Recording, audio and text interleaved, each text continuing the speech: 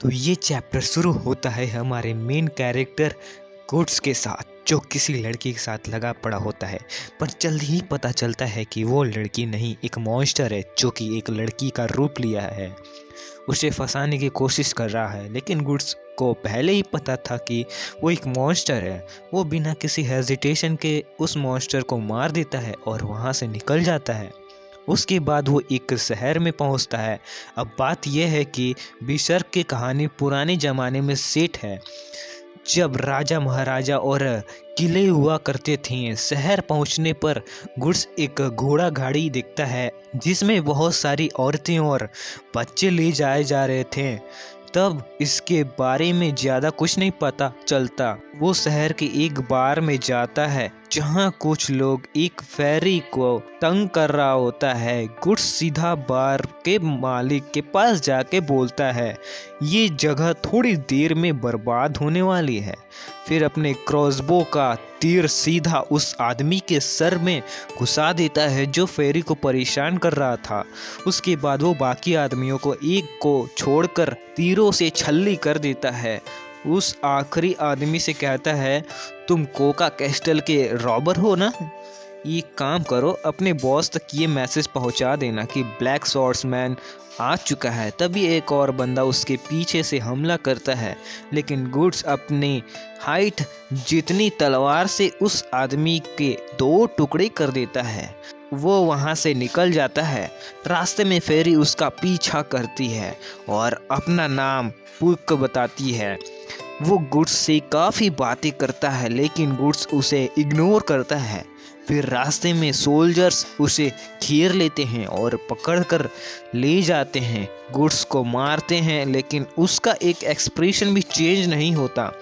तब शहर का मायूर उसे मिलने आता है और कहता है तुम जिस आदमी से लड़ना चाहते हो वो इंसान नहीं। गुड्स कहता है मुझे पता है, वो मॉन्स्टर है जो लोगों को खाता है, और मुझे ये भी पता है कि तुम उसे उसका खाना बेचते हो। मायूर घबरा जाता है और वहाँ से निकल जाता है। अब कोका कैस्टल का सीन दिखाया जाता है जहाँ वो आखिरी बंदा अपने बॉस को ब्लैक सॉर्ड्समैन के आने की बात बताता है। बॉस कहता है मुझे फर्क नहीं पड़ता। तभी मायूर भी वहाँ पहुँचता है और कहता है ब्लैक सॉर्ड्समैन एक छोटा खतरा है, इस बार उसे इग्नोर कर देते हैं।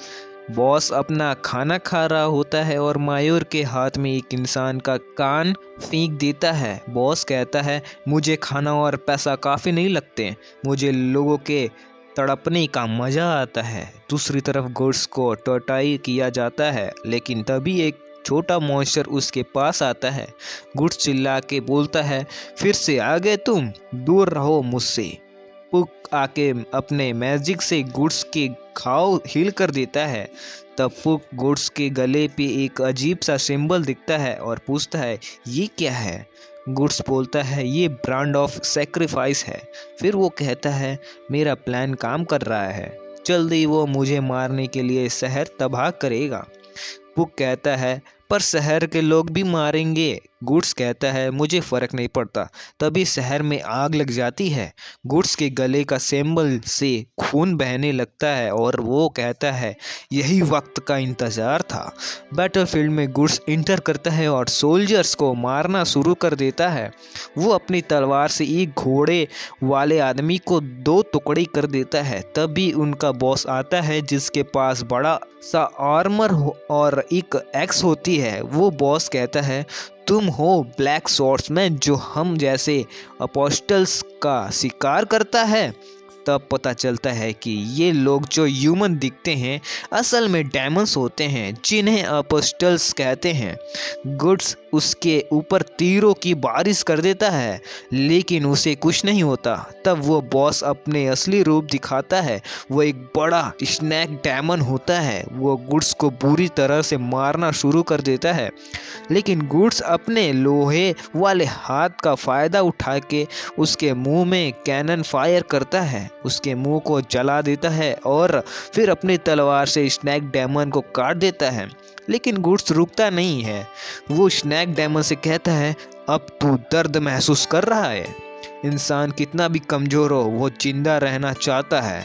अब तू भी थोड़ा दर्द महसूस कर। गुड्स उसे तीरों से छल्ली कर देता है।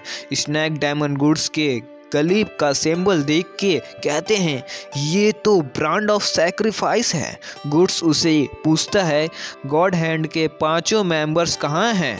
डायमंड कहता है मुझे नहीं पता। फिर गुड्स उसे छोड़कर चला जाता है। पंक ये सब देखता है और कहता है ये बंदा तो बिरसक है। चैप्टर के एंड में गुड्स को डायमंड्स की आवाज़ सुनाई देती है जो कहते हैं तुम हमेशा भाग नहीं सकते, और चैप्टर यही खत्म हो जाता है। तो जैसा हमें पिछले चैप्टर के लास्ट पैनल में दिखाया गया था, कर्ट्स को चारों तरफ से डीमन की आवाज़ सुनाई दे रही होती है। उसके बाद काफ़ी डीमंस उसके ऊपर अटैक कर देते हैं, लेकिन जैसे तैसे गर्ट्स ने उन्हें मार दिया और बच निकल गया।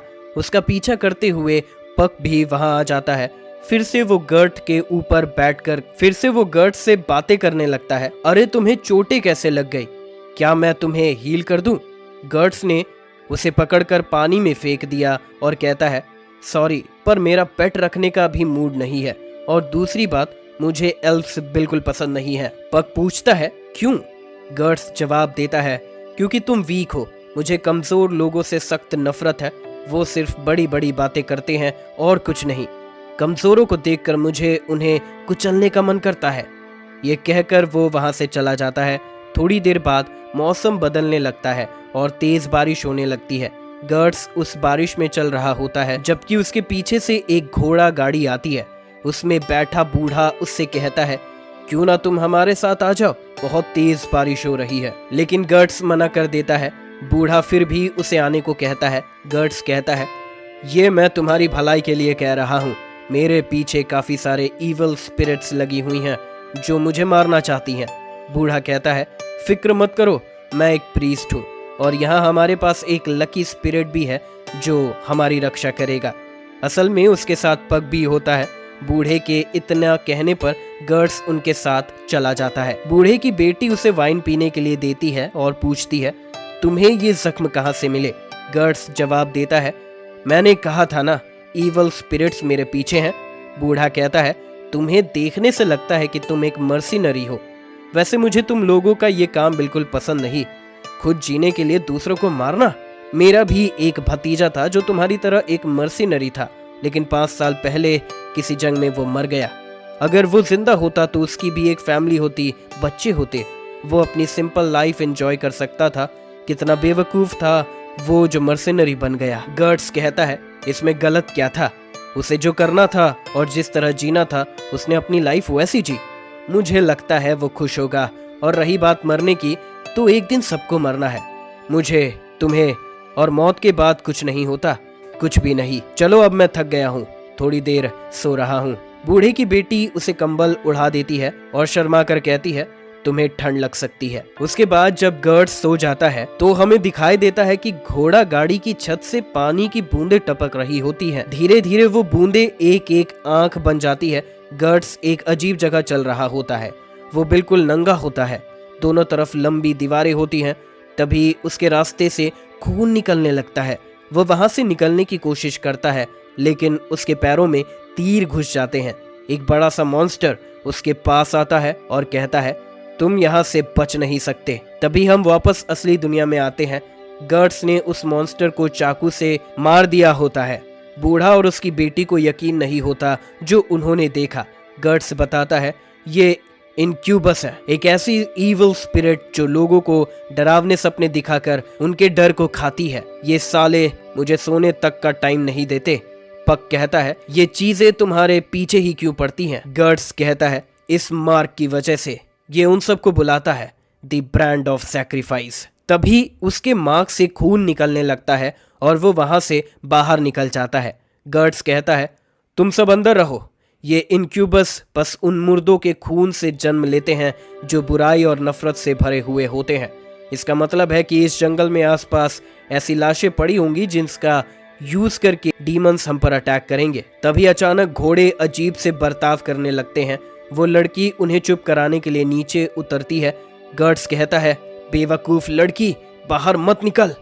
लेकिन उसी वक्त एक तीर उस लड़की के पैर पर लग जाता है। हम देखते हैं कि जमीन के अंदर से स्केलेटन्स निकलने लगते हैं और चारों तरफ से उन पर अटैक करना शुरू कर देते हैं। पक कहता है हमें यहाँ से निकल जाना चाहिए, जो पहले से ही मरे हुए हैं उन्हें हम कैसे मारेंगे।